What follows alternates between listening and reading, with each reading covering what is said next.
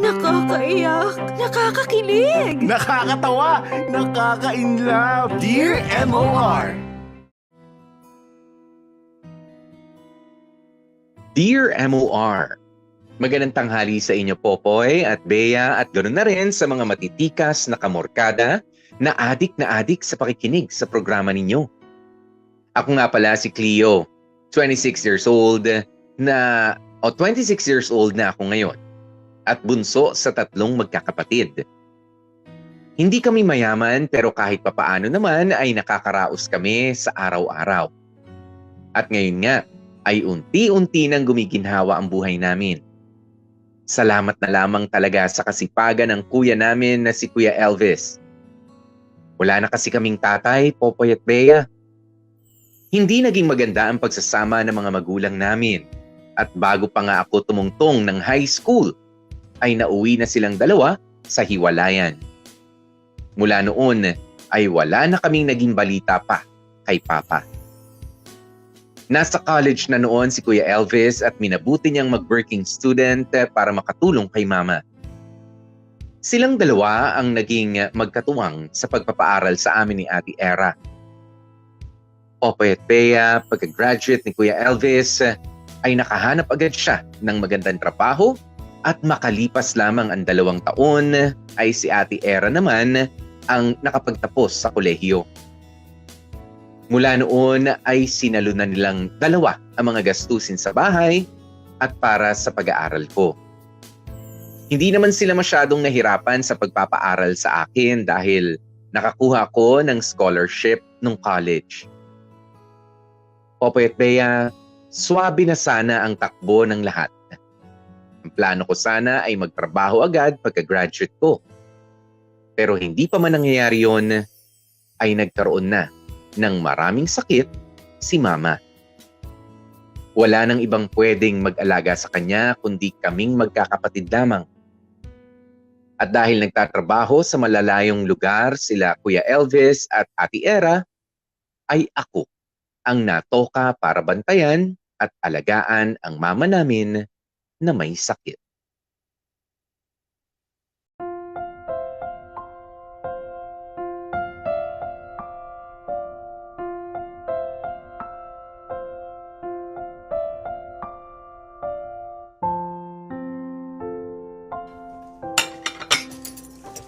Ma, kain na kayo. Iinom pa kayo ng gamot. Anong ulam binili mo? Nagluto ako ng paksiw na isda. Isda na naman? Ma, ibang luto naman to eh. Ayoko niyan. Isda na naman. Puro nga isda yung ulam natin. Ibang luto nga to, ma. Di ba sabi nyo ayaw nyo ng sinigang? O ito paksiw naman tong niluto ko eh. Ayoko nga ng isda. Ba't ba ang kulit mo? Ay, mama naman eh. Hirap na nga ako mag-isip ng uulamin tapos tatanggihan nyo lang. Alam mo namang wala akong ganang kumain dahil sa sakit ko eh. Tapos, ipipilit mo sa akin kainin yung ayaw ng sikmura ko. Ano bang gusto nyong ulam? Ihanap mo ako ng kahit ano. Kahit ano. Tapos pag hindi nyo gusto magagalit na naman kayo. Baboy, kahit anong luto. Sa karinderya ka na bumili. Bawal nga sa inyo matatabang pagkain, ma. Kabilin-bilinan nyo ng doktor. Di pritong manok dyan sa kanto. Yung tig-15. Naman eh. Ganon din yun. Pinalangoy sa mantika yun eh. Ay nako, wag na. Wag mo na akong ibili ng ulam. Hindi na ako kakain. Hihintayin ko na lang yung sarili ko mamatay dito. Bibili ako ng pitso, i-adobo ko. Yun na lang ulamin nyo, ha? Ay, bahala ka. Uulamin nyo yun, ha? Ay. Ma, uulamin nyo, ha? Baka mamaya magluto ko tapos ayaw nyo pala, masasayang lang. Oo na, sige na. Sige po, bibili na ako.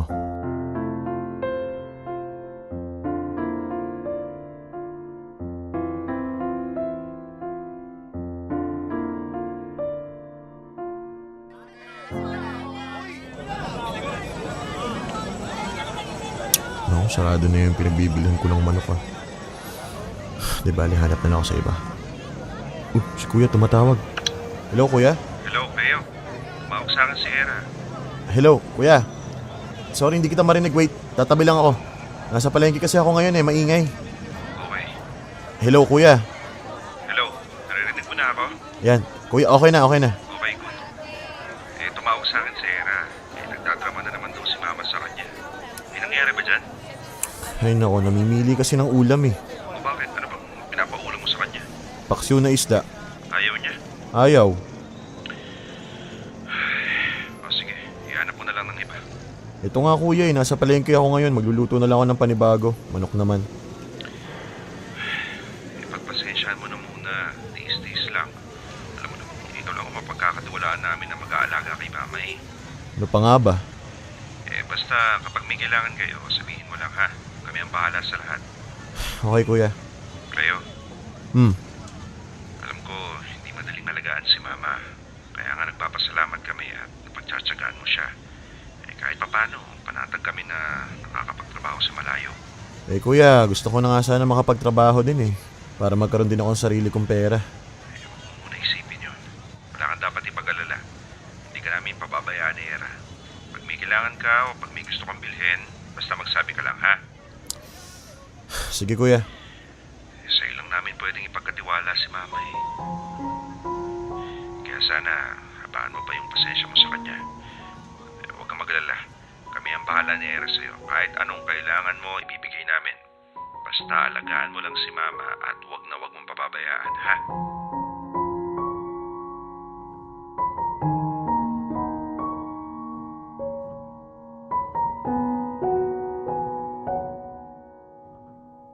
Popoy at Bea, dahil nga maganda na ang takbo ng career nila Kuya Elvis at Ate Era, ako na lamang ang pinakiusapan nila na magbantay sa nanay namin. Wala namang kaso sa akin yun. Dahil nangako naman sila na sila muna ang bahala pagdating sa mga gastusin namin sa bahay. At pati na rin sa mga personal kong pangangailangan. Tinupad nila ang mga pangako nila na hindi nila ako pababayaan. Kahit na wala akong trabaho ay nakakahingi ako sa kanila ng panggastos para sa sarili ko. Binibigyan nila ako ng pambili ng mga bagong damit, masasarap na pagkain, at mga simpleng luho kagaya ng cellphone at pang-load sa cellphone. Bilang ganti naman sa lahat ng pabor na ibinibigay nila kuya at ate, ay sinisiguro kong naaalagaan ko ng tama ang mama namin at naibibigay sa kanya ang atensyon na kailangan niya. Kahit nga paminsan-minsan ay medyo mahirap na siyang pakisamahan. Popoy at Bea, sinunod ko ang lahat ng payo ng doktor lalong-lalo na sa pagpili ng mga pagkain na iyahain para kay mama. Madalas nagiging dahilan pa yon ng hindi namin pagkakaunawaan dahil medyo mapili si mama sa pagkain. Lung complication and fatty liver ang naging sakit niya kaya bawal sa kanya ang mga pagkaing matataba. Nakuha niya yon sa paninigarilyo at sa pag-inom-inom ng alak noon. Oo, naging mabisyo si mama noong kabataan niya. Actually, isa yon sa madalas nilang pag-awayan ni Papa noon. At ngayon nga ay sinisingil na siya ng katawan niya. At walang ibang pwedeng mag-alaga sa kanya kundi kaming mga anak niya lang. Salamat naman sa Diyos at kahit papaano ay nagkaroon ng magandang pagbabago sa kalusugan ni Mama.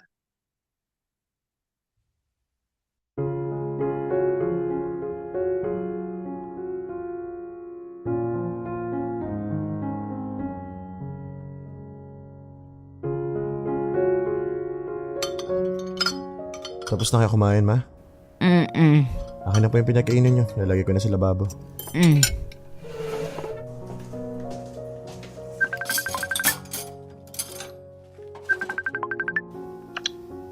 Jeric? Hello? Hello, Tol. Tol, balita. Nakapagpaalam ka na ba sa mga kapatid mo? Nakapagsabi na ako pero wala namang update eh. Teka, tatawagan ko ngayon. Sige. Balitaan mo kami ha. Sana makasama ka. Oo nga eh. Sige, Tol. Balitaan ko na lang kayo. Ox?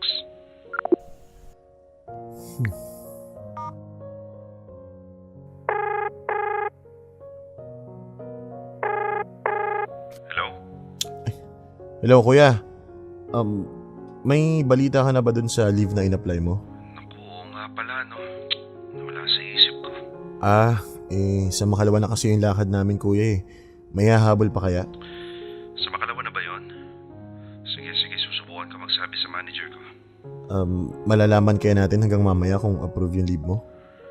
Oo, pero subukan mo rin magsabi kay Era, ha? Baka mas mabilis yung approval sa company nila eh. Ganon? Sige kuya, tatawagan ko rin siya.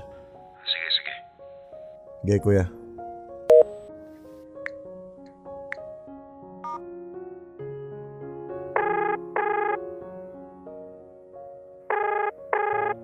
Hello, Cleo? Te, May kailangan ka ba? ano kasi te, tatanong ko lang sana kung pwede ka bang mag-leave sa Makalawa. Leave? Bakit? May lahad kasi kami nila Jeric overnight sana. Baka pwede ka munang umuwi para may magbantay kay mama. Naku, mukhang malabo, Cleo. Month end kasi ngayon madaming report. Mahirap mag-leave. Ganun ba? Pero tatry ko pa rin. Kaso, hindi yun sure, ha? Sige ate, pakibalitaan mo na lang ako. Sige.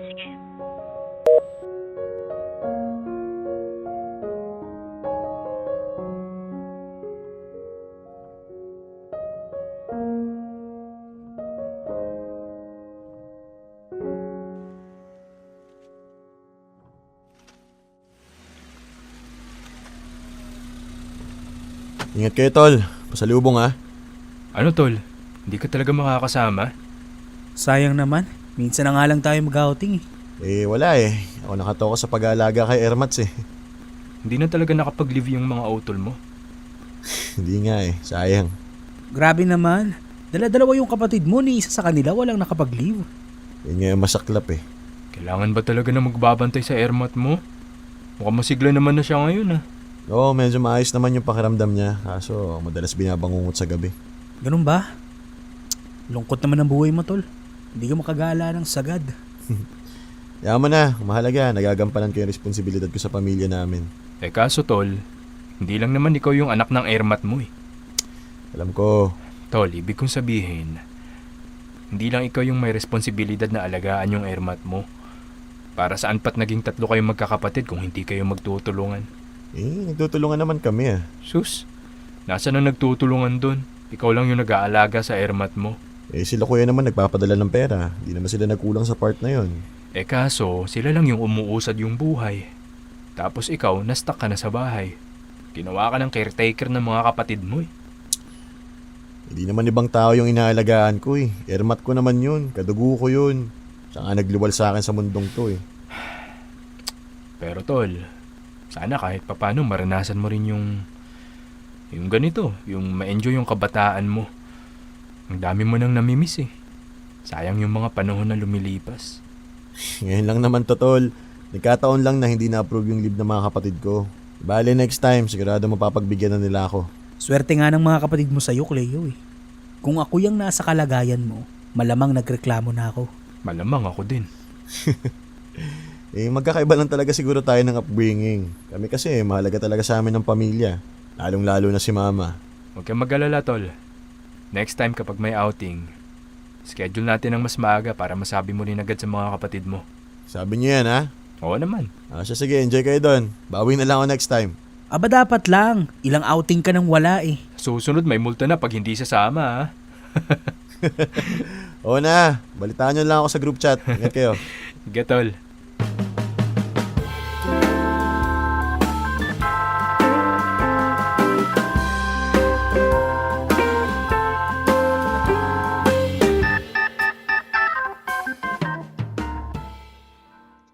Popoy at Bea, kahit papaano ay masasabi kong naging maayos naman ang takbo ng lahat.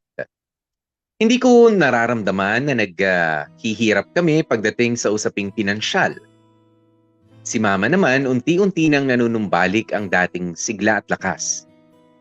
Yun nga lang, kailangan niya pa rin ng magbabantay sa kanya lalo na sa gabi dahil madalas siyang bangungutin o di kaya ay biglang nahihirapang huminga. Alam kong maganda ang nagiging resulta ng pag-aalaga ko kay Mama pero kailangan pa rin niya ako. Kaya kahit na gusto ko nang mag-umpisa sa pagbuo ng sarili kong career, wala akong choice kundi magstay sa bahay at gampanan ang responsibilidad na iniwan sa akin ng mga kapatid kong sina Kuya Elvis at si Ate Era. Ayos lang naman sana sa akin ang mag-alaga sa nanay ko, Popoy at Bea. Sa isip-isip ko, wala pa ito kumpara sa lahat ng naging sakripisyo ni Mama sa pag-aalaga sa amin noong mga kabataan pa namin. Kaya lang, unti-unti ko nang nararamdaman na para bang ang dami kong mga namimiss. Para bang ang dami kong mga oportunidad na napalalampas dahil nasa bahay lamang ako sa halip na mag-umpisa na ako sa pagbuo ng future ko. Bukod pa nga doon, para bang hindi ko na-enjoy ang kabataan ko. Hindi ako nakakapamasyal gaya ng ibang mga kasing edad ko. Nag-uumpisa na akong mainggit sa kanila, sa totoo lang.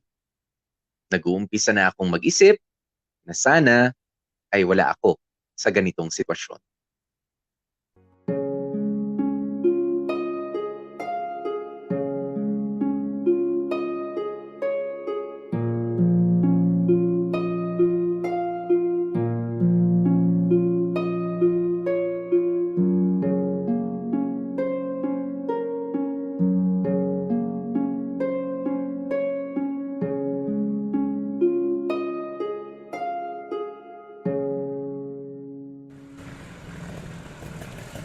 Kuya, dyan na lang ako sa tabi. Ito pong bayad, oh.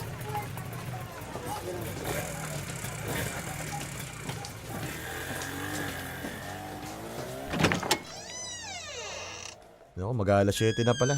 Pagluto na nga ng ulam.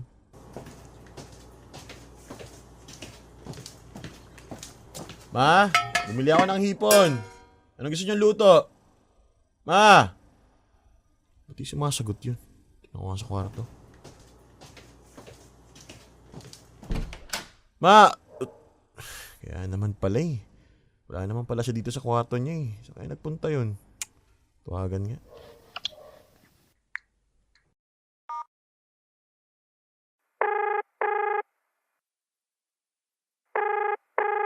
Hello?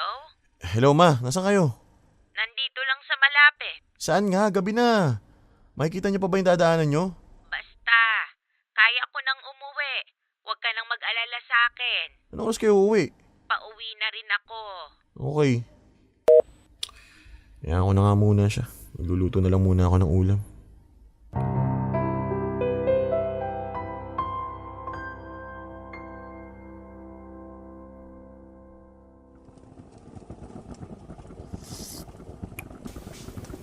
Yun, okay na to. Sakto-sakto lang yung asim. Kaya kaya si mama, ba't di pa umuwi yun?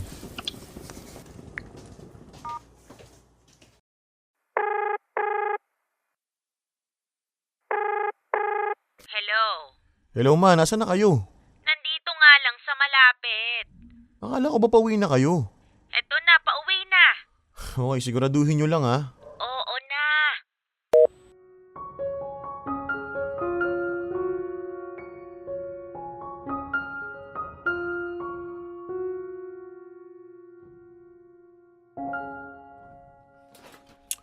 Anong oras na? Sabi pauwi na, hanggang ngayon wala pa.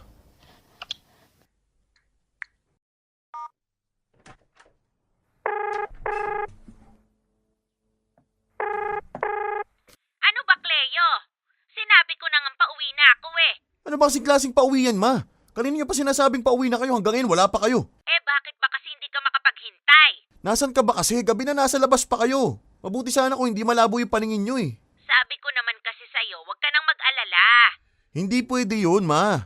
Ako nag-aalaga sa inyo eh. Kapag nandito kayo sa bahay, todo reklamo kayo sa mga sakit ninyo. Tapos sasabihin nyo, wag ako mag-alala. Nasaan ba kayo? Pupunta ako dyan. Wag na. Eto na, maglalakad na ako. Ay mga mare, mauna na ako ha. Kinukulit na ako ng bunso ko eh. O, hintayin mo ako. Pauwi na ako.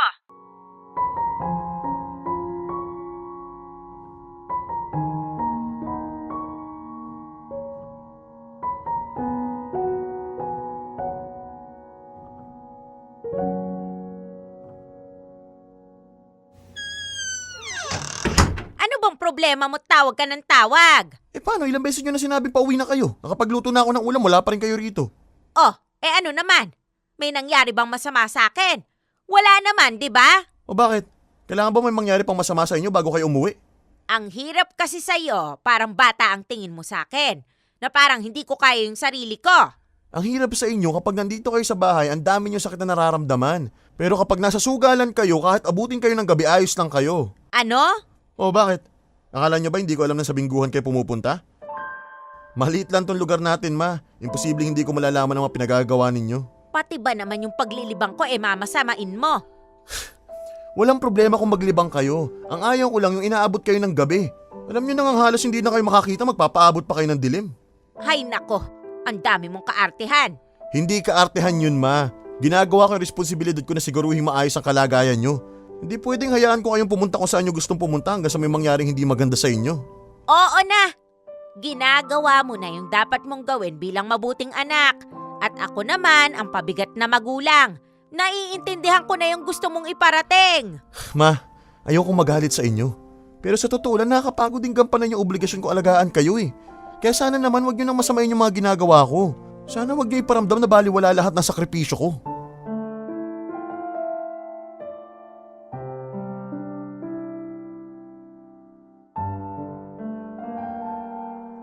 Popoy at Bea, noong time na yon ay hindi ko napigilan ang sarili kong ilabas ang lahat ng sama ng loob ko kay mama. Ewan ko ba? Siguro nagkapatong-patong na rin lahat ng inis ko sa kanya at ang inis ko sa sitwasyon na kinalalagyan ko noon. Masyado akong nag-overthink na baka tumanda akong walang magandang career o walang maipon man lang sa bangko. Hindi naman pwedeng habang buhay lang akong umasa kila Kuya Elvis at kay Ate Era dahil alam kong darating din yung panahon na bubuo na rin sila ng sarili nilang mga pamilya.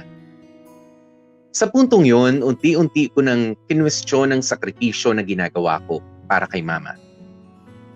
Worth it ba nakalimutan ko pansamantala ang sarili ko at ituon ang atensyon kay mama?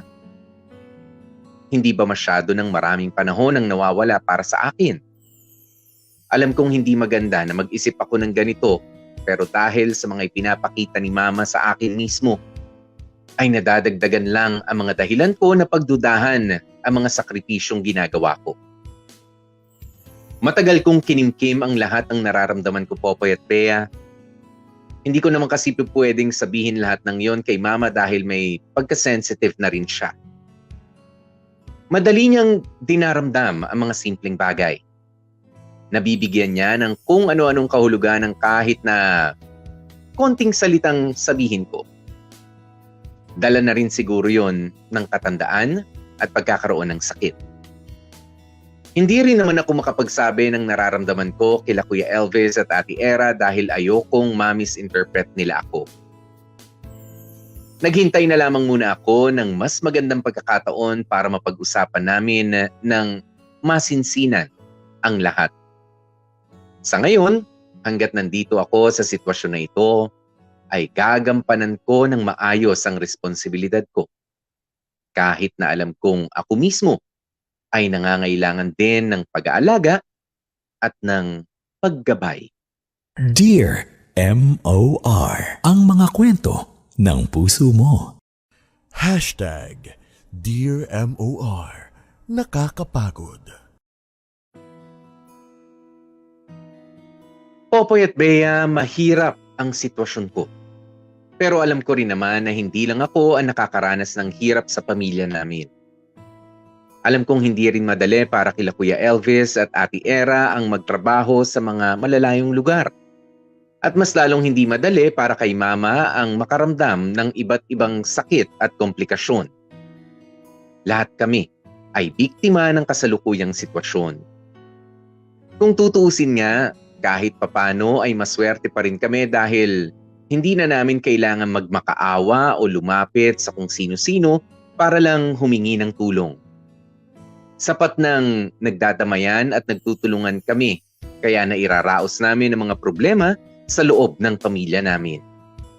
At isa pa, nakakasiguro naman ako na kung sasabihin ko ng maayos ang problema ko sa mga kapatid ko, ay pakikinggan nila ako.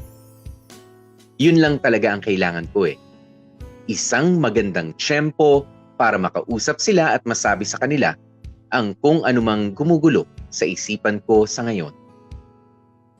Popoy at Bea, sa dinami-rami ng nakikita at narinig kong kwento tungkol sa mga taong lumaki ng ulila, ay maswerte pa rin akong mabigyan ng pagkakataon na maalagaan ang mama ko sa kanyang pagtanda.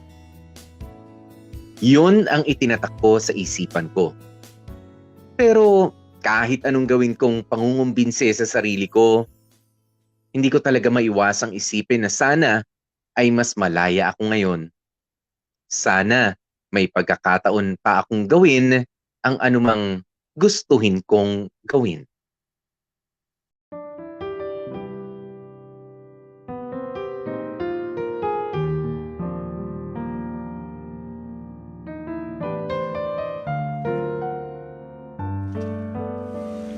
Cleo, matagal pa ba kayo? Ito na kuya. Sarah, Ewan ko. Eto na. ba't ang dami mo yatang dala? Nagdala na ako ng ekstrang damit. Alam mo naman yung si Tita Becca, mahilig magpa-sleepover yun.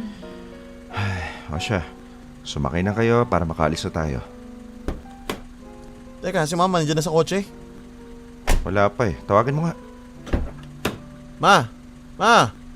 Oh, Tara na, ikaw na lang ang hinihintay. kayo na lang ang pumunta, hindi na ako sasama. Ma, hindi pwede. Sino may iwan dito kasama mo? Kaya ko nang mag-isa. Mama talaga oh. Kakausapin ko lang saglit. Teka kuya, sama ako.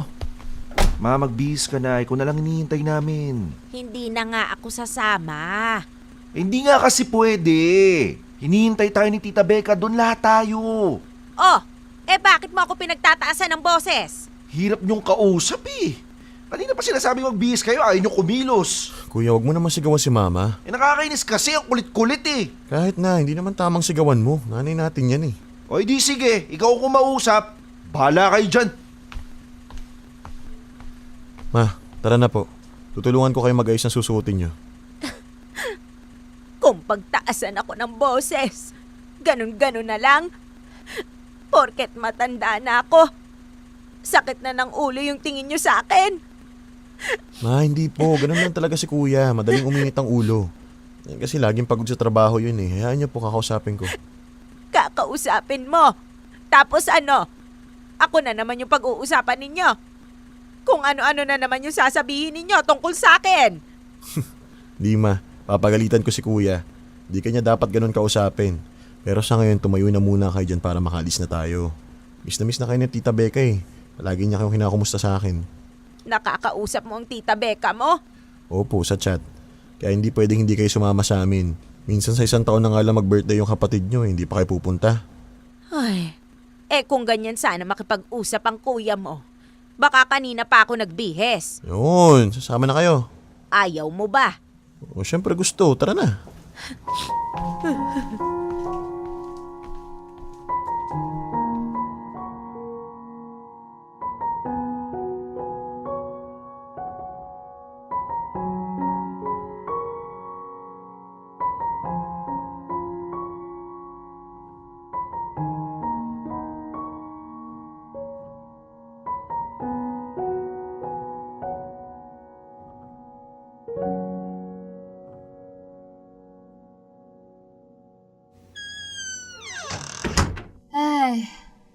Akala ko pa naman mag-overnight tayo doon.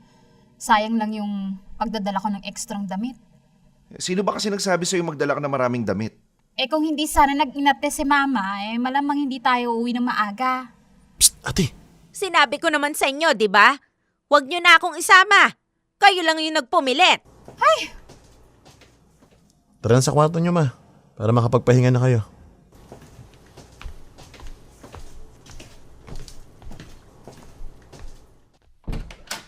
O ayan, kung may kailangan kayo, sabihan nyo lang ako ha. Uy, si Jeric.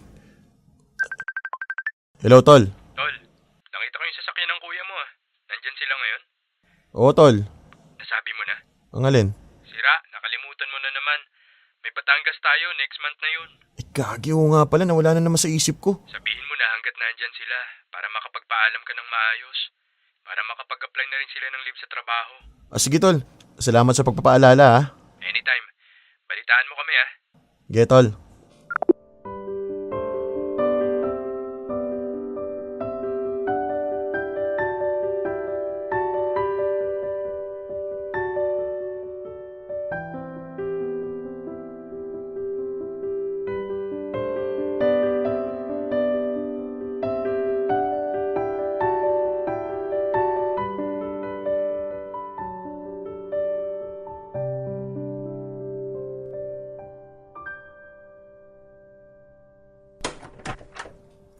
Te, Hmm.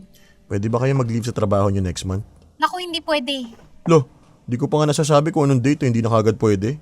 Wrong timing ka naman kasi. May vacation leave na ako next month. Pupunta kaming Ilocos ng mga tropa ko. Ganon? Buti ka pa nakakagala. Si Kuya Elvis na lang yung tanungin mo. Ano yun? Anong tatanungin? Kuya, may Batangas kasi kami next month eh. Baka naman pwede kayong umuwi na saglit para may magbantay kay mama. Next month? Anong date? 24 hanggang 25 sana. Teka. Nako. Nasa Batangas din ako nito eh. May site visit kami dun. So hindi ka rin pwede mag-leave? Hindi eh. Di ba pwedeng i-move sa ibang araw yung lakad nyo? Natanong ko kala Jeric. Pero ang alam ko yun lang ang available date ng property eh. Saka ka na gumalak, Leo. Pasensya ka na ha. Inatapat din kasi na may lakad din kami. Ano pa magagawa ko? Tsaka isa pa, kapag ako yung nagbantay kay mama, malamang hindi kami magkakasundo nun. Kita mo naman yung ugali niya kanina, di ba? Ang arte-arte. Ang hirap kausap. Ay nako, sinabi mo pa. Minsan na nga lang umuwi, pasasak din pa ulo ko. Ayun na nga eh. Minsan na lang kayo uwi, puro sama ng loob pang binibigay nyo kay mama. O bakit parang kami pa yung may kasalanan? Kung kausapin nyo kasi yung tao, parang napakalaki na kasalanan sa inyo eh. Paano naman kasi palaging pinipilit yung gusto niya? Hindi marunong makisama sa mga tao sa paligid niya. Kayo naman, hindi nyo man lang nagawang kausapin ng maayos, parang hindi nyo naman nanay yung kausap nyo eh. Cleo, kung madali lang kausap si mama, hindi sana namin siya mapagtataasan ng boses. O ngayon, alam nyo na kung gaano kahirap alagaan si mama. Alam nyo na kung gaano kahirap ang ginagawa ko sa araw-araw. Isang araw nyo pala kasama si mama, nagkakaganyan na kayo. Ano pa kaya kung kayo yung maiwan dito?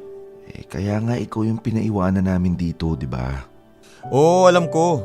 Pero sana naman mapagbigyan nyo ako na makapagpahinga kahit isang araw lang. Kasi sa totoo lang nakakapagod na eh. Tinitiis ko lang lahat to kasi alam ko na ako yung may kakayahang alagaan si mama. Isang araw lang naman yung hinihingi kong pahinga sa inyo eh. Di nyo pa maibigay. Sana lang talaga. Hindi ako magsawa sa ginagawa ko. Dahil pag dumating yung panahon na yon, siguradong sasakit ang ulo nyo sa problema.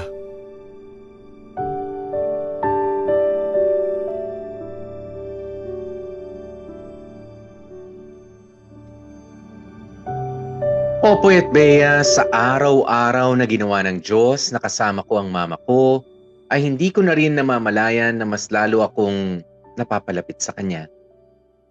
Oo, madalas na nagkakasagutan kami, pero dahil doon ay mas lalo ko siyang nauunawaan.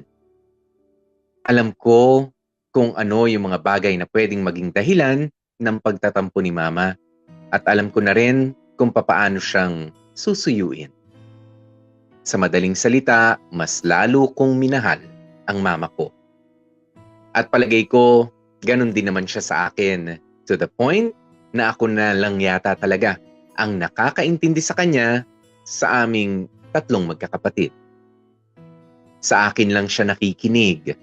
Kahit papaano, proud ako na nakapag-build ako ng ganoong relationship kay mama. Sino mag-aakala na itong hindi magandang sitwasyon na ito pa ang magiging dahilan para mas magkalapit kaming dalawa. Ang kaso nga lang, ay hindi rin magandang epekto yun. Mas lalong tumindi yung dahilan para ako ang mag-alaga sa kanya. Ako lang at wala nang iba. Alam nyo, Popoy at Bea, masarap ang mag-alaga ng sariling ina. Pero gaya ng ibang pagmamahal, darating din sa punto na mapapagod ka, lalo na kapag nakakalimutan mo na yung sarili mong kaligayahan. Kagaya na lamang ng sitwasyon ko. Hindi ko magawang unahin ang sarili ko dahil alam kong may umaasa sa akin. Hindi ko naman hangad na tumakas sa responsibilidad. Ang gusto ko lang naman ay yung saglit na pahinga. Kahit isang araw lang. Mabuti na lang at kahit papano bumubuti na ang kalagayan ni mama. At unti-unti ko na rin nakukuha ang loob niya. Kaya kahit mailap ang pagkakataon, ay nagawan namin ng paraan na maisingit ang pahinga na inaasam-asam ko.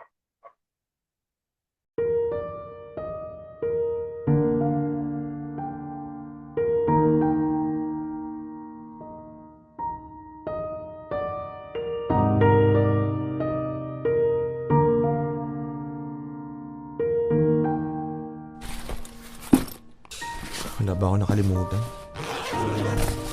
Naku, sila Jeric na yata yan. Makalabas na nga. Ma, una na po ako ha. Basta pag may kailangan kayo, tumawag lang kayo dyan sa kapitbahay ha. Nagbili naman ako sa kanila eh. O sige, mag-enjoy kayo doon. Opo ma, tatawag ako pag nasa Batangas na po kami. O sige. Bye po.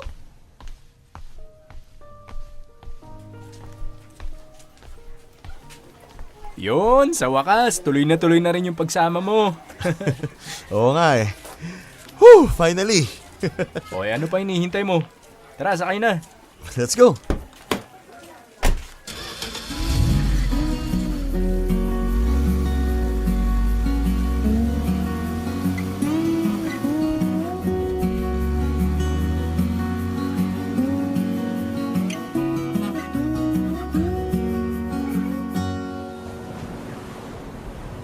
Cheers para sa tropa natin na ngayon lang nakasama.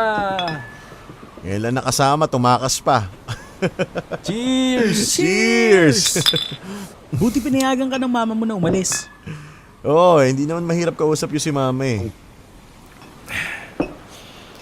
Paano yun? Sino kasama niya ngayong gabi? Overnight pa naman tayo. Nagbili naman ako sa kapitbahay na tingnan-tingnan siya. At saka nitong mga nakaraan naman, wala masyadong naging problema sa kalusugan niya eh. Okay, good. Sana magtuloy-tuloy na para makasama ka namin ng mas madalas. Oo nga eh. Ewan ko ba naman kasi siya sa mga utol mo. Hirap na hirap umuwi dito sa atin eh. Hindi naman ibang bansa yung nagtatrabahuhan nila.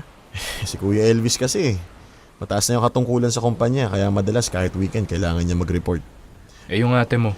Si Ate Ira naman, ayun, ni-enjoy pa yung travel goals niya. Kaya maya't maya naka-leave. Paano ka? Ikaw na lang palagi iintindi. Nahayaan ko na lang. Ayoko rin naman na hindi niya ma-enjoy yung buhay niya. Isa pa, hindi rin naman nila makasundo si mama eh. Maiksi pasensya nila. At saka may mga pagkakataon din naman talaga na mahirap maintindihan si mama sa totoo lang. Bakit hindi na lang sila maghanap ng trabaho na mas malapit? Para pwede sila mag-uwian araw-araw para hindi ka nahihirapan sa paghingi ng leave sa kanila. Actually, naisip ko nga rin yan eh. Uuwi naman sila pareho next month kasi birthday ni mama. Yan ang bala kong sabihin pag nagkaharap-harap na kami. Sana mapagbigyan ka nila, tol. Kasi, syempre, may sarili ka rin namang buhay. Hindi naman pwedeng habang buhay kang na-stuck sa pag-aalaga sa airmat mo. Oo nga eh. Kaninong phone yung tumutunog? Ay, sa akin. Si Kuya Elvis. Hello, Kuya? Nasaan ka ba? Ano? Tumawag yung kapitbahay, tinakbo daw sa ospital si Mama. Ano? Kanina ka pa daw tinatawagan, hindi ka makontak. Mahina signal dito eh. Ngayon lang nagkaroon. Nasaan ka ba kasi? Basta sige na, uwi na ako. Tawagan na lang ulit kita. Anyari? Tol, wrong timing. Sinugod sa ospital si Ermat eh. Uwi na ako. Ay kagi, di nga. Hatid ka na namin. Pack up na tayo. Sinasayang yung bayad nyo dito. Mas importante yung buhay ng airmat mo. Tara na.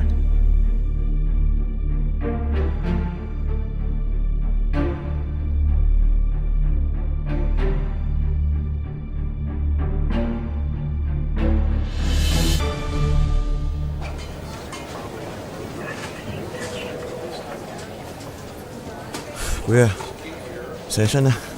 Hindi ko naman nakalain na ngayon susumpungin na sakit si mama eh. Ilang linggo na niya hindi nararamdaman. Ngayon na lang ulit. Kung nandun ka sana para alalayan siya, hindi na sana siya tinakbo sa ospital.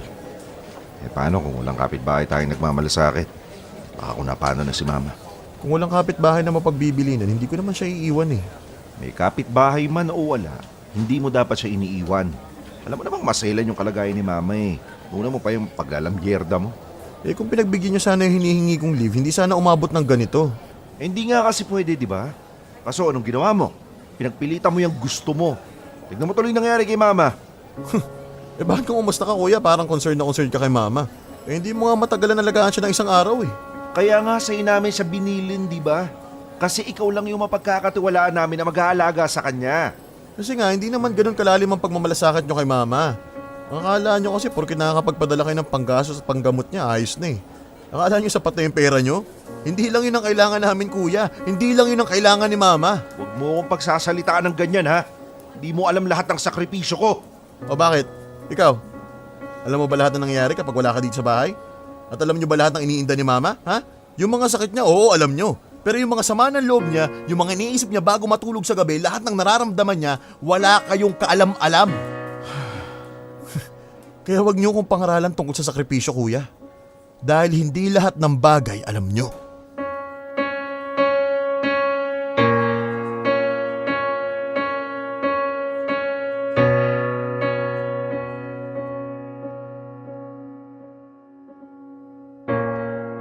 Popoy at Bea, ganun ba talaga kadamot ang pagkakataon? Minsan na nga lang akong pagbibigyan na magsaya, meron pang hindi magandang kapalit. Pakiramdam ko wala akong karapatan na maging masaya. Parang hindi ako pwedeng lumimot sa responsibilidad ko kahit panandalian lamang. Hindi ako naiintindihan ng mga kapatid ko. Tanging si Mama lang ang nakakaunawa sa akin pero wala naman siyang magagawa sa sitwasyon. Gustuhin man niya, hindi niya maibibigay sa akin ang gusto ko dahil siya mismo ang dahilan kung bakit napako ako sa sitwasyong ito.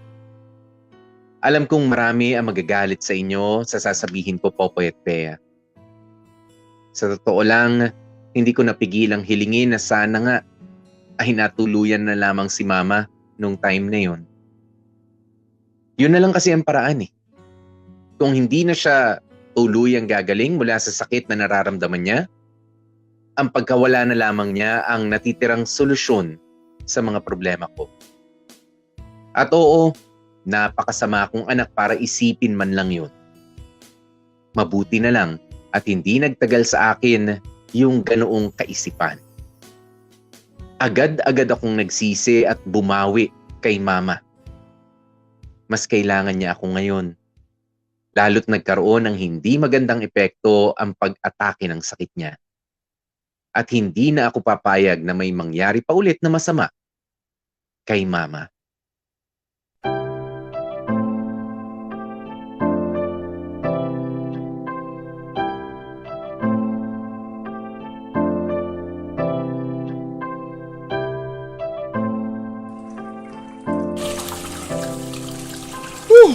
Pagod. Dami ko pang gagawin. Maglalaba pa ako, magluluto pa ng tanghalian. Ay. Cleo! Cleo! Po, Nasaan ka ba? nandito po sa banyo. Naglilinis. Halika muna at hindi ako makatayo. Sige ma, saglit lang. Bakit ma? Tulungan mo muna ako. Nasi-CR ako. Sige ma, tara. Kakain ko na kayo. Dahan-dahan. Sige na. Iwan mo na ako rito. Kaya ko na. Sigurado kayo ma? Oo. Okay, hintayin ko kayo dito sa labas ha. Oo. Nakapagluto ka na ba ng tanghalian natin? Hindi pa ma, maglalaba pa ako eh. Ay, bago ka maglaba, pwede mo bang ayusin yung TV dun sa kwarto? Gusto kong manood eh. Manonood po kayo? Oo, yung usong-uso ngayon, yung mga Korean. Ikaw na bahala kung anong magandang palabas. Para magkaroon man lang ng konting libangan. Sige ma, ayusin ko mamaya.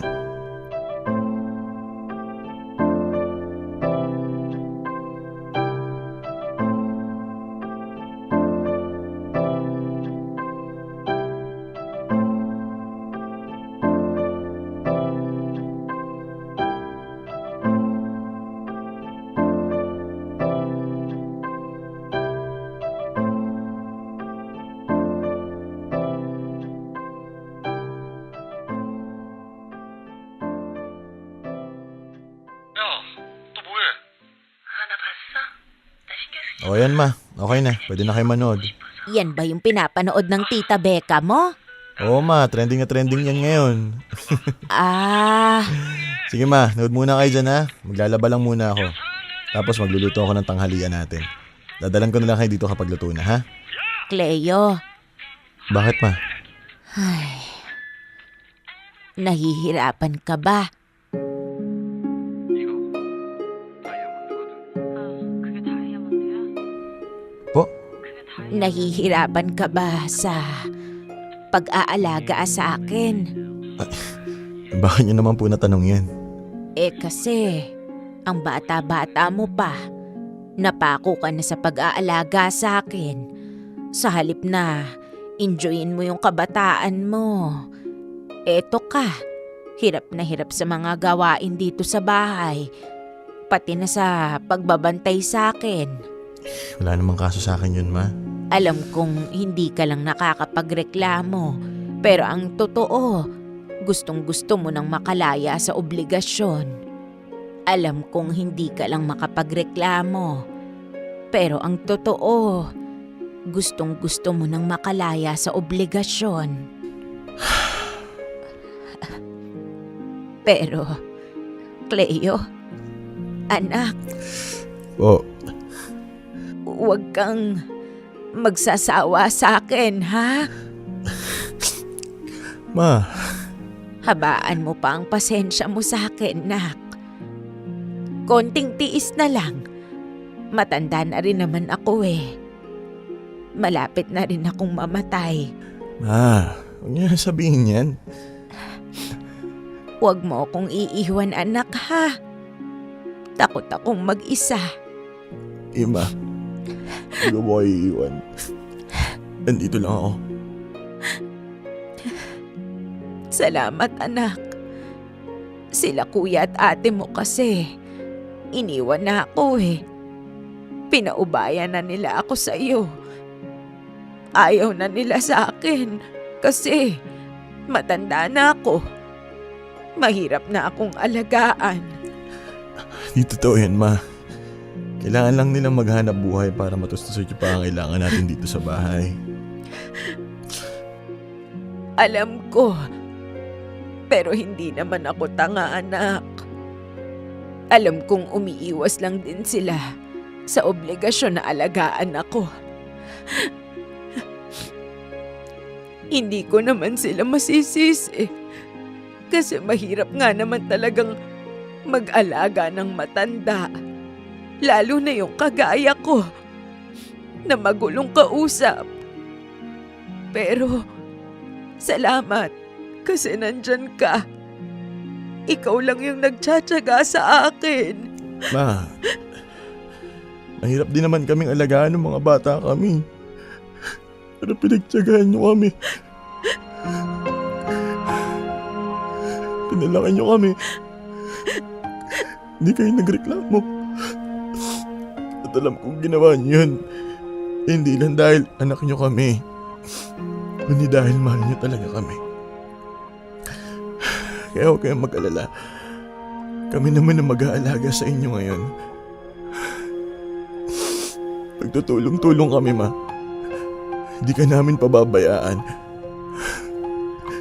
Hindi ka namin iiwan.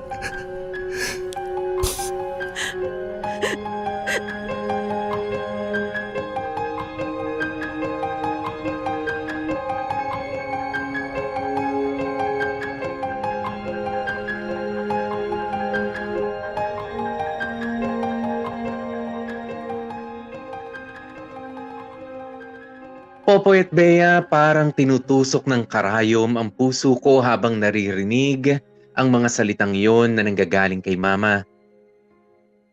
Yun ang huling malalim na pag-uusap namin. At yun din ang ala-alang bumabalik-balik sa akin sa tuwing namimiss ko si Mama. Oo, Popoy at Bea. Wala na ang mama namin. Hindi na rin niya kinaya ang komplikasyon ng sakit niya. Palagi nang sumasakit ang dibdib niya at nahihirapang huminga. Dumalang na rin kasi ang pagpapacheck up namin lalo noon nakasagsagan ng COVID-19 pandemic. Dahil natatakot kami na baka mahawa siya sa ibang may sakit. Kaso nga lang, doon na rin tuluyang bumigay ang resistensya ng mama ko. Hindi ko alam kung bakit ko ibinabahagi itong kwento ko, Popoy at Bea. Siguro may mga kagaya ko na na-stuck sa pag-aalaga ng magulang na may sakit o karamdaman. At baka lang kailangan din nilang mapakinggan ito para ipaalaala sa kanila kung gaano kaimportante, kung gaano kahalaga ang mga huling sandali ng mga magulang natin. Hindi ako isang perpektong anak. Pero habang buhay kong babaunin yung alaala na naalagaan ko ang mama ko hanggang sa pinakahuling sandali niya sa mundo. May pagmamalaki kong hindi siya namatay ng mag-isa dahil kasama niya ako sa tabi niya. Hindi naging maganda yung sitwasyon noong nagkasakit siya, pero yun na rin ang pinagkukunan ko ng inspirasyon para pagbutihin ngayon ang trabahong meron ako. Nakakapag-umpisa na ako ng sarili kong buhay, Popoy at Bea. At alay ko ito kay Mama at sa mga huling sandali nakasama ko siya. Maraming salamat, Dear MOR, sa pagbabasa ng kwento ko. Hindi lahat ay magugustuhan ito, pero alam kong malalim ang magiging epekto nito sa mga tamang tao na makakapakinig ng storya ko. Isang pagsaludo sa mga anak na nag-aalaga ng kanilang mga magulang. Mabuhay kayong lahat. Patuloy na nagmamahal, Cleo. Dear MOR, ang mga kwento ng puso mo. Dear MOR, nakakapagod.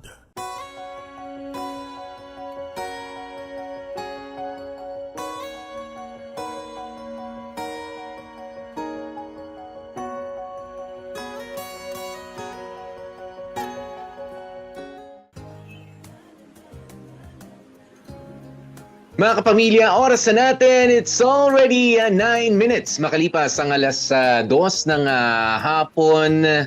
Napaka masasabi ba natin mabigat? Yes, mabigat. Pero alam nyo, kumbaga matalim. 'Di ba? Matalim pero napaka lasa ng mga natutunan natin sa kwentong ibinahagi ni Cleo. Punong-puno ng flavor. 'Di ba? At talagang Bea, kumbaga eto nasabi kasi bibihira yung lalo na kapag ganitong meron nawawala na sa ating mga miyembro ng pamilya. Yung iba kumbaga ini-edit na yung kwento, but this is the real thing. Ito talaga yung nangyayari, masasabi ko, sa isang pamilya, 'di ba, na merong inaalagaan, na merong isang sakit. Isang may karamdaman at hindi po naging madali, 'di ba, para sa bawat isa. Everybody has a role to play, 'di ba, sa loob ng isang pamilya. May pagkakasamaan ng loob, merong magtatampuhan, merong maghahanap ng ganito, merong ganyan, but at the end of it all, 'di ba, ay na-appreciate pa rin ang efforts ng bawat isa. Correct. At saka, alam mo, Popoy, aminin natin, maraming ganyan sa mga pamilyang Pilipino na ganyan ng setup. Na kumbaga, toka-toka na. Merong isa, nakatoka na talaga na magstay sa bahay para mag-alaga. Yung isa naman ang nakatoka na kumuha o maghanap ng pera, maghagilap ng pera para sa maintenance. Pamilya. Oo, yung mga ganyan-ganyan. Kaya na kasi ang nagiging problema tuloy, Popoy, sa mga toka-toka na ganyan, minsan nawawala na ng balanse. Kasi karamihan, kapag alam nila na, eto ang toka ko, hindi ko nagagawin yung iba ha, kayo na ang bahala dyan ha, eto lang yung akin ha, ganyan-ganyan. So, yung iba, okay sa kanila yung ganyang setup na, alam mo may kanya-kanya tayong responsibilities, ganyan-ganyan. Kaya lang kasi nakakalimutan natin, lalo na doon sa mga nakatokang maghagilap ng pera. Minsan nakakalimutan natin na hindi lang naman pera, di ba, Popoy, ang kailangan. Yes. Pero alam mo, Popoy, kung bakit minsan nasa-stuck sila sa paghahanap na lang ng pera at hindi na nila iniintindi yung kung may presensya ba sila o wala sa bahay. Dala na rin yan ng sama ng loob. Alam mo bakit? Aminin mo, may mga ganyan na yung mga breadwinner na masama sa loob nila na sila yung naghahagilap ng pera para ibigay dun sa pamilya. Kaya bilang ganti, alam mo yon, hindi na niya iintindi. Bahala na kayo, bibigyan ko lang kayo ng pera. Total, yun lang naman ang kailangan nyo sa akin. Gagawa na lang ako ng sarili kong buhay. Maghahanap ako ng ibang ikasasaya ko dito. Kasi nga masama ang loob sa pamilya dahil feeling niya, alam mo yun lang naman kailangan nyo sa akin. Yun lang naman ang silbi ko. Sige, ayan yan yung pera. Inyo na yan. Huwag nyo na ako makialaman sa gagawin ko sa buhay ko. Yan ang naging sakit ng dalawang kapatid ni Cleo. Siguro sa ibang pamilya ha. Pero I disagree with you kasi hindi ganyan sa pamilya namin. Well, syempre, I mean, lahat. Merong mga ganun. Gaya nga nung kapatid ni Cleo, na feeling nila, nabibigay na nila lahat, nagagawa na nila lahat, porket na po-provide nila financially. Ang nakakalimutan nila is the emotional connection, lalo na yung mga matatanda, lalo na yung mga nanay natin. Anong paka nila sa pera? Well, syempre may mga nanay na opera pa rin hanggang pagtanda. Pero alam mo yung kapag may sakit na, okay. Pero alam mo yung kapag may sakit na, yung nagawa na niya lahat ng gusto niya sa buhay, ang gusto na lang niya is quality time. Yun ang hinahanap ng mga katulad ng nanay ni Cleo na unfortunately hindi nga nabigay ng mga kapatid ni Cleo. At ang nakakatuwa nito, naging aminado naman si Cleo Popoy, no, na noong umpisa, okay, tanggap niya, eto to kanya. Pero sumama din yung loob niya na eto na lang ba yung gagawin ko? Hindi ba ako pwedeng, alam mo yun, makapag-trabaho man lang, ma-reach man lang yung dreams ko? O kaya makapag-travel goals man lang, ganyan-ganyan. Kasi stuck ako dito ganyan-ganyan. Pero eventually, alam mo yun, nung nakita na ni Cleo yung purpose niya kung bakit siya nandyan, na-appreciate na rin niya yung quality time na nasuspend niya sa nanay niya. Kasi tingnan mo po yung emotional satisfaction na meron si Cleo nung nawala yung nanay niya. Wala siyang kahit anong pagsisisi. Wala siyang sana ganito, sana ganyan. Kasi alam niya, nabigay niya lahat ng effort niya. Alam niya, nagawa niya ang lahat ng pwede niya magawa para sa nanay niya. Hindi man financially, pero alam mo yon, in service and in being there for the mother. Wala siyang maku-question sa sarili niya. Ewan ko lang yung mga kapatid ni kung meron ba silang paghihinayang na sana nakasama ko pa yung nanay ko, nakita ko pa siyang tumawa, nag-bonding pa kami. I'm sure meron yan. Kung wala, napakahalang naman ang sikmura ng mga Junanakay na yun. Hindi naman siguro. I mean, siguro nagkakasagutan, hindi lamang sanay sina Kuya Elvis at si Ate Era nakasama ang nanay nila. Kasi meron naman talaga mga ganyan, Bea, no? Kumbaga, parang naging stranger na somehow ang isang family member. And sadly, totoo po nangyayari yan. 'Di ba, na nagiging stranger na yung nanay mo na may sakit dahil sa hindi niyo masyadong pagkikita, hindi niyo masyadong pagkakakwentuhan, pag-uusap, 'di ba? At yan nga dapat diyan papasok yung sinabi ni Bea kanina na emotional attachment.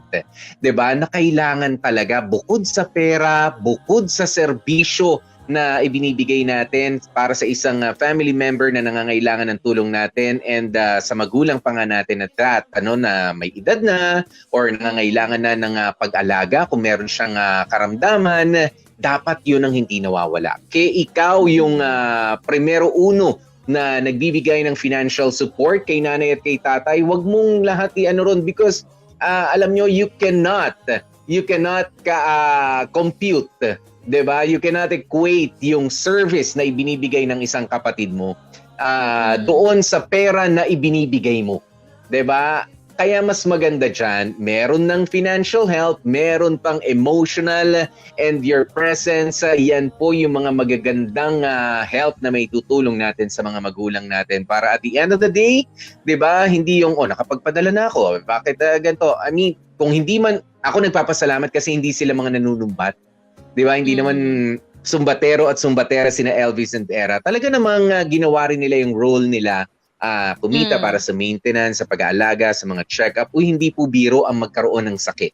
Di ba? Sa mga gamot lamang, Bea, sa maintenance, sa mga kung anong kailangan bilhin, sa mga check-up na ganyan. I mean, kailangan talaga natin ng pera. Ayan, pero natutuwa na rin ako kahit papaano kina Elvis and Era kasi hindi nila sinusumbatan itong si Cleo. Meron lang mga punto na dahil nga alam natin na siya yung naiwan Bakit ka umalis sa tabi ni mama tapos may nangyari na tiyempo naman yung isang beses. O sabihin natin isa, 2 beses. Doon pa naman na tiyempong sinumpong si nanay. Talagang, I mean, she is your responsibility nung oras na. Pinalusot siya ni nanay eh. 'Di ba? Pero kita nyo naman, masisisi ka but at the end of the day, si kuya kasi yan, si ate kasi yan, hayaan mo na, natakot lang rin sila. 'Di ba? Natakot lang rin sila na pagsalitaan ka ng hindi maganda pero alam nila sa sarili nila na I could have been there for nanay. I could have been there dahil nagsabi ka naman sa akin. 'Di ba? Ganun din naman 'yun eh. Pwede nilang maiisip din nila 'yan pero dahil nga sa nagulat at nag-alala na baka mawala, mahal nila ang nanay nila. 'Di ba? Sa iba't ibang paraan na kaya nila, Bea. Ako natutuwa na rin sa pamilya nila Cleo, Elvis, and Era. 'Di ba? Nandun sila para pagtulungan. I mean, hindi perfect na anak si Cleo para sa kanyang nanay. The same way na hindi rin naman perfect sina Elvis and Era, pero they all contributed to one goal, and that is to take good care of their sick mother noong nabubuhay pa siya. Iisa yung intensyon nila. Iba-iba lang yung pagpaparamdam. Iba yung pagpaparamdam at pagpaparating. Yung isa sa service, 'di ba? Yung isa sa financial help. Yung dalawa sa financial help. Yung dalawa actually maganda nga rin 'yun. At least dalawa sila na nagtutulong-tulong at hindi biro ang lahat ng sakripisyo nila. Kaya all in all, sa tingin ko wala na rin dapat pang pagsisihan. 'Di ba? Kaya alam mo, ito maipasok ko lang ang sarili ko konti, no, ang aking pamilya because I'm really proud of this family na meron ako. 'Di ba kasi nagkasakit ang nanay ko for the longest time. Bea, at 4 years old pa lamang si Popoy noon na operahan na rin ang nanay ko sa ulo. 'Di ba? It's an open brain surgery na hindi naging madali para sa lahat ng mga miyembro ng pamilya. I mean, financially talagang mahal, Bea, ang open brain surgery noon.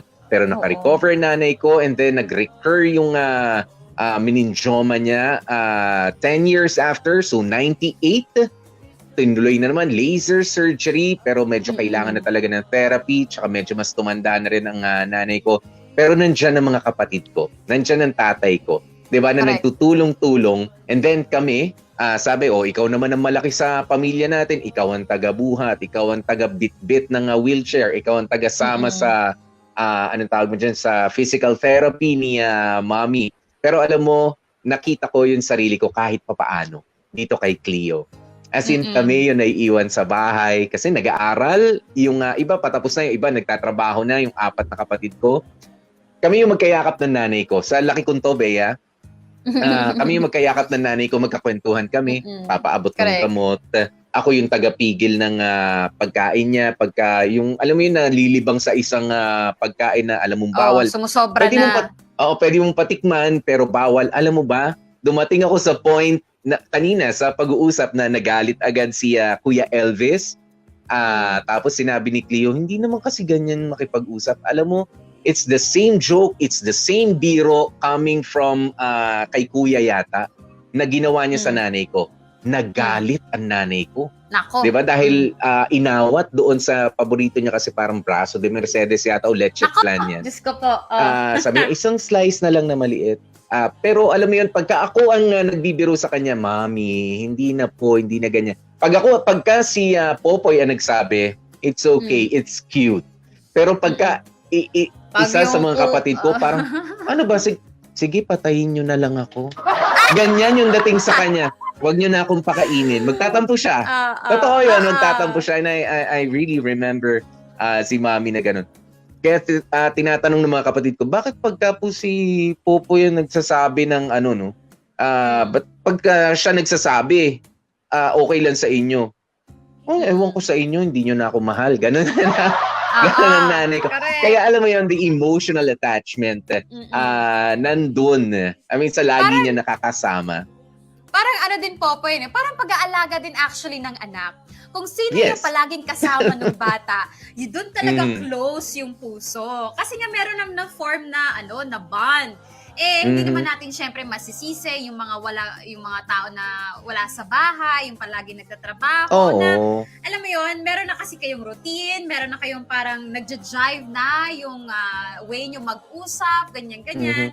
Pero ang ano ko lang is para dun sa mga katulad mo, Popoy, para dun sa mga nakatoka na maiwan sa bahay, kapag kunwari umabot kayo sa point na napapagod na kayo, na alam niyo gusto niyo mag-give up and everything, ito palagi kong ginagawa, Popoy, pag kunwari napapagod na ako sa isang task, lagi kong inaano na, ilagay mo kaya yung sarili mo dun sa posisyon ng nanay mo, or ng tatay mo, or na kung sino mang inaalagaan mo, na ikaw ba gusto mong maiwang mag-isa? Ikaw ba gusto mo walang hirap ka ng kumilos, walang nag-aalaga sa'yo? Syempre hindi, 'di ba?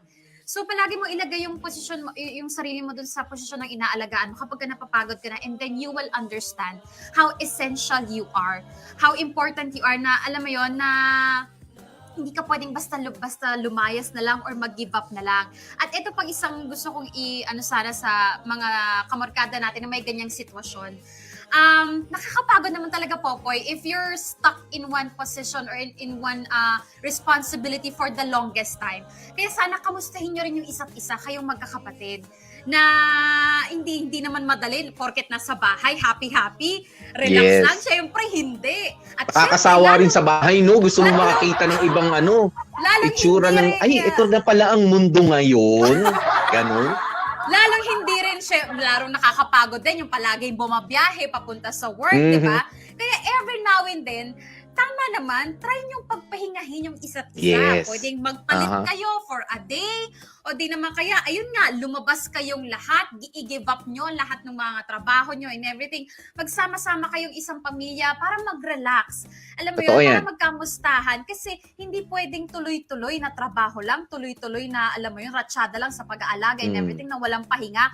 Nakaka-burnout talaga yan, mga kamorkada. At doon lalabas yung mga sama ng loob na hindi naman nag-e-exist dati, pero alam mo, biglang nagkakaroon dahil nga pagod ka lang. Oo, kasi ganito yan, Bea, no? There is an explanation dyan sa sinasabi mo, nagsasamaan ng loob, nagkakaroon ng sumbatan. Kaya kayo, kung sakaling nandiyan kayo sa sitwasyon, kung kayo man yung nagpo-provide for the family or kung kayo yung nagbibigay ng serbisyo at naiiwan sa bahay, alam nyo, parehas kayo, makinig kayo kay Popoy. Ang mga nagtatrabaho, 8 oras ang hanap buhay. Kung doble trabaho kayo, siguro 8 plus 4 hours. I don't know. Merong definite time for work kayo. 'Di ba? Pero yung mga iniiwan yung mga kapatid para mag-alaga kay nanay, kay tatay sa loob ng inyong mga tahanan, mas maawa kayo sa kanila kasi walang oras ang trabaho nila. 'Di ba? Walang oras. Round the clock ang kanilang monitoring. Diba? Oo, nasa bahay sila, nakapambahay sila, akala nyo komportable pero mahirap po ang magbantay ng may sakit sa loob ng tahanan. Kaya please do not compare.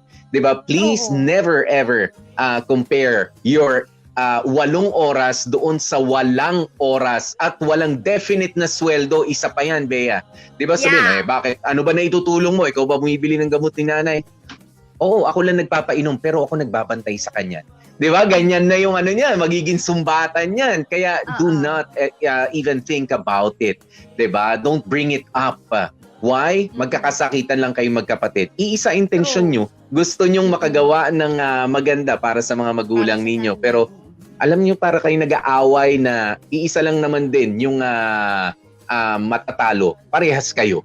'Di ba? Magkapatid kayo at para kay nanay.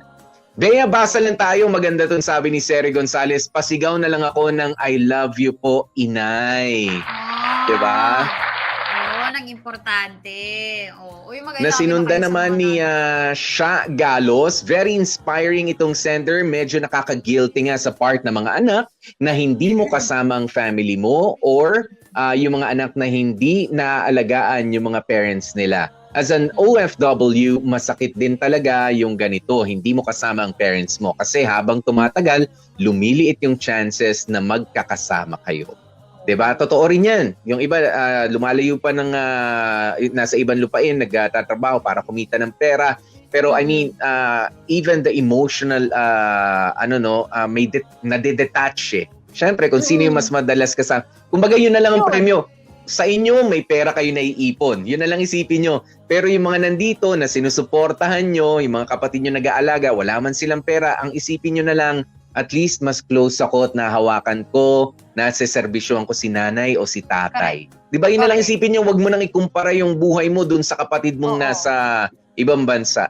Eto, kagaya nito, si Rosalie Liamazares. Saludo ako sa sakripisyong ginawa mo. Kasi ako, hindi ko nagawa sa nanay ko. Kasi nasa abroad ako at hanggang sa ngayon, 13 years na siyang wala, hindi ko pa din matanggap. O, diba? Mhm.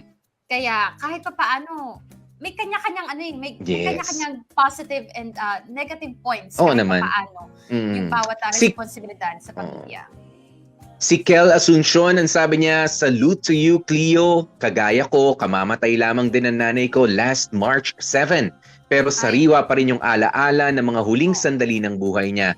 Halos naging bonding na namin ang pagpapagamot, pagpapacheck up. Sobra nakakamiss ang boses niya. At yung mga payo niya, wala na akong tagapayo ngayon. Ayan, tagahanga at higit sa lahat, tunay na nagmamahal. Isang matinding at higpit na yakap sa iyo, Kel Asuncion. Okay, Kel. Oo. Kapit lang, Kel. Okay? Mm. Sabi niya, hindi. Si Ken Bayona, ayan. Nabasa mo ba si Cici Claire? Hindi pa, Nabasa si mo ba Chichi yan? Rojo.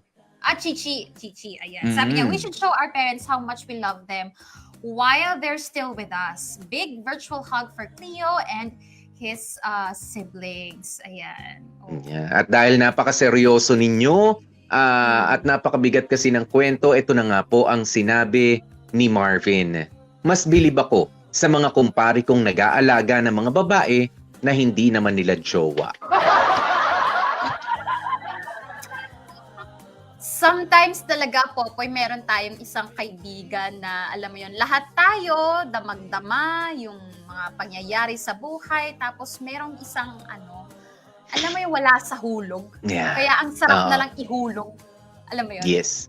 Oo. Pero dahil sa mga katulad ni Marvin, meron din naman talaga kasi mga lalaking ganyan, nag-aalaga ng mga babaeng di naman nila jowa, binibigyan ng pera, yung iba pinapacheck up pa nga, bege. Sinisigurado kung ano buo ba. Positive talaga. Di ba? No, tapos yung iba naman, hindi man sila gumagastos, nagseserbisyo naman sila. Sila rin naman ang nagseserbisyo. Wala namang sakit, pero inaalagaan. Laging chine-check up.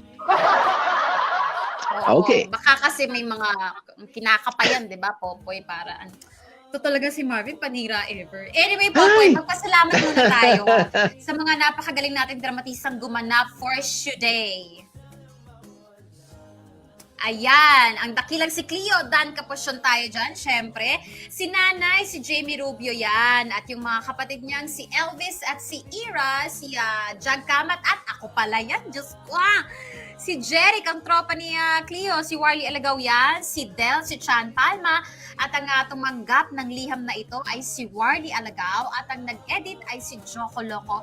Maraming salamat, guys. Yun! Gagaling talaga ng mga dramatista natin. Pero siyempre, pagkatapos namin magpaalam, meron kami paalaala sa inyo, parating na at papalapit na ang araw ng Biyernes. Mamaya makikita ninyo, meron na naman kaming sorpresa sa inyo para sa Dear MOR Celebrity Specials. Pero sa ngayon, maraming salamat muna sa lahat ng mga nagpa-stars, sa lahat ng mga nag-share, sa lahat ng mga nag-like, mga papuso, at syempre sa ating mga tumutok sa YouTube. Uy, Ang dami. At, Popoy, ang tawag dito, syempre, kompleto tayo this week. Live na live tayo this week. Bukas, meron tayong ulit, kakasama nating mga dramatista. O, teaser for tomorrow, let's go! Abangan nyo yun! Ngayong Webes sa Dear MOR. Paano ba kasi? Tama na yung kakatawag mo sa akin ng tanga. Paliwalag mo na lang ng maayos. Nandito ako sa parking Bakit pala ng kondo? Hashtag Dear MOR Itlog. O, diba? Napakalinaw! Napakalinaw, Popoy, ng teaser na gets natin yung kwento for tomorrow. Isa pa nga. Pwede naman Isa pa nga, isa pa nga. Isa pa, pwede ba? Isa pa. Ngayong Webes sa Dear MOR. Paano ba kasi? Tama na yung kakatawag mo sa akin ng tanga. Paliwalag mo na lang ng maayos. Nandito ako sa parking eh. Bakit pala ng kondo? Hashtag Dear MOR. Itlog. Sosyal. Sosyal, may kondo. Wag ako, Popoy. So, At may paitlog sa kondo. at may paitlog sa ang linaw, mga kamorkada, no? Gets na gets ko na yung story natin for tomorrow. Meron na nga ako. Pero yung abangan ko papayo. talaga yan. Sana mahaba, Bea, yung magiging papel ng, nitong imboses na napakinggan ko, no? Matagal kong inaabangan yan. Oo, kung sino man yan, Uy, yung nagboses nako. yan. Gusto. Bida role ba siya ngayon? Breakthrough artist yan, Oh, Popoy, okay. for this year. Breakthrough or breakup artist? Breakdown artist. Na palagi na kakagaling ng breakup, naging breakthrough na may manakanakang breakdown. Grabe. Pero inaabangan ko talaga yan. Sige, yung boses na yan. Bukas nyo rin malalaman. Seryo, huwag ka muna magulo. Hinuhulaan ko nga kung sino yun eh. Oh, sa bagay sabi naman ni Seryo, yata. Hindi ko rin sure. Kunyari hindi ako sure.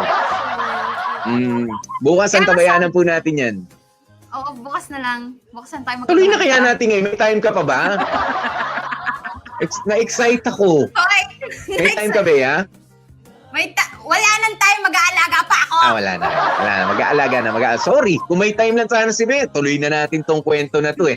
Pero maraming salamat sa inyo mga kapamilya. 33 minutes na makalipas ng 2:00 ng hapon na kasama nyo nga po kami. Ako po si DJ P, DJ Popoy. That's my Guapopoy. And of course, Gorgeous B, Bea po. At ang lagi naming paalaala, stay safe, stay healthy. At kahit ano nga po mangyari, mga family, please, stay happy.